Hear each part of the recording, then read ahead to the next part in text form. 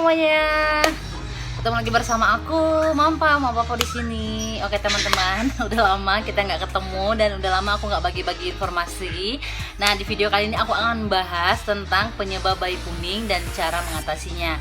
Nah teman-teman, banyak di luar sana orang tua yang bingung karena setelah melahirkan bayinya akan mengalami namanya kuning. Penyakit kuning ini dalam dunia kesehatan disebut dengan jaundice ya teman-teman ya. Nah penyakit kuning ini biasanya akan dialami oleh bayi yang baru lahir teman-teman, dan itu semingguan setelah dia lahir itu udah mulai kelihatan. Nah biasanya penyakit kuning ini bisa terlihat pada kulit dan mata bayi teman-teman. Nah kenapa bayi itu mengalami kuning? Nah di sini karena bilirubin pada tubuh bayi itu dia belum terkonjugasi teman-teman. Jadi bilirubin itu bergerak dari atau dalam pembuluh darah, dalam aliran pembuluh darah menuju ke hati. Jadi pada organ hati pada bayi itu belum berfungsi dengan baik seperti aku bilang tadi. Nah itulah menyebabkan bilirubin itu menumpuk pada kulit bayi. Nah terus apa sih kekhawatiran kita kalau bilirubin itu menumpuk pada kulit bayi? Nah atau misalnya dia tidak segera diatasi seperti itu teman-teman. Nah jadi kalau misalnya bayi kita itu penumpukan bilirubinnya sudah terlalu banyak, nah itulah yang akan menyebabkan kulitnya kuning dan matanya juga kuning. Nah ini biasanya dikhawatirkan oleh para orang tua yang belum mengerti tentang yang tadi aku bilang penyakit kuning. Nah jadi mereka tuh tidak tidak menganggap itu hal yang penting gitu teman-teman. Sementara itu harus diatasi cepat-cepat teman-teman. Tapi nggak usah panik karena itu adalah hal yang lumrah, karena organ hati tadi bayi itu belum berfungsi secara semestinya seperti itu teman-teman. Nah di sini bayi yang terkena atau beresiko terkenanya penyakit kuning ini biasanya adalah bayi-bayi yang prematur, bayi lahir dengan kondisi memar, dan juga bayi yang sulit menyusu. Jadi kalau bayi kita ketika lahir dia sulit menyusu, nah itu juga akan berdampak pada bayi kuning. Nah biasanya kan bayi-bayi yang baru lahir itu ada yang sulit untuk mencari puting susu, ada suara-suara.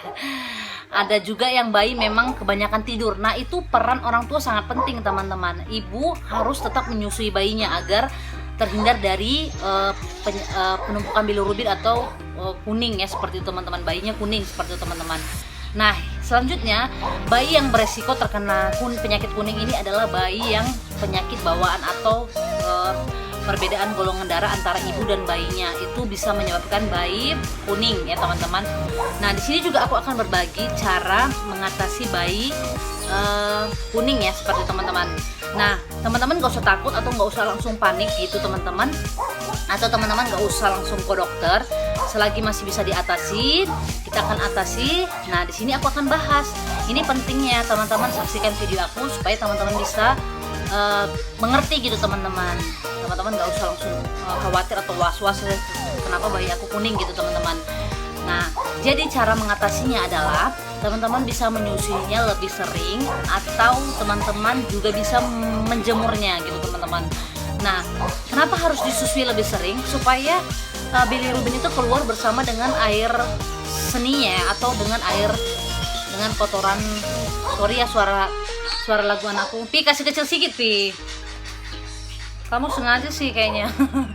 Oke, jadi kenapa bayi itu harus lebih sering disusui teman-teman? Karena bilirubin yang terlalu banyak itu akan keluar bersama dengan air seninya dan juga kotorannya teman-teman.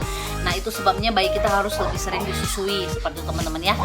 Nah yang kedua, kenapa bayi kita itu juga harus dijemur seperti itu teman-teman. Nah aku juga waktu bayi aku lahir gitu teman-teman, seminggu setelah itu bayi aku mengalami kuning ya seperti itu teman-teman. Nah aku langsung mengambil langkah untuk menjemur bayi aku. Nah kenapa harus dijemur? Supaya supaya bayi kita itu hangat, dan juga seperti logikanya aja ya, kalau misalnya bayi kita tuh mendapatkan asupan vitamin juga dari vitamin D seperti teman-teman. Nah ketika setelah menjemur itu bayi kita akan lebih semangat untuk menyusu seperti teman-teman. Dan aku sudah buktikan setelah menjemur bayi aku, dia tuh lebih semangat untuk menyusu ya teman-teman, dan lebih sering menyusu seperti itu teman-teman. Nah itu dia teman-teman cara mengatasinya ya teman-teman. Jadi jika bilirubin juga tidak dikeluarkan, maka akan menumpuk pada otak bayi ya teman-teman, dan akan menyebabkan bayi kita terkena cerebral palsy dan juga tuli, dan juga pada gangguan pada otak bayi kita. Nah sekian dulu video dari aku teman-teman, semoga bermanfaat buat teman-teman. Jangan lupa untuk subscribe, like, dan share teman-teman. Oke, terima kasih udah nonton video aku. Bye bye.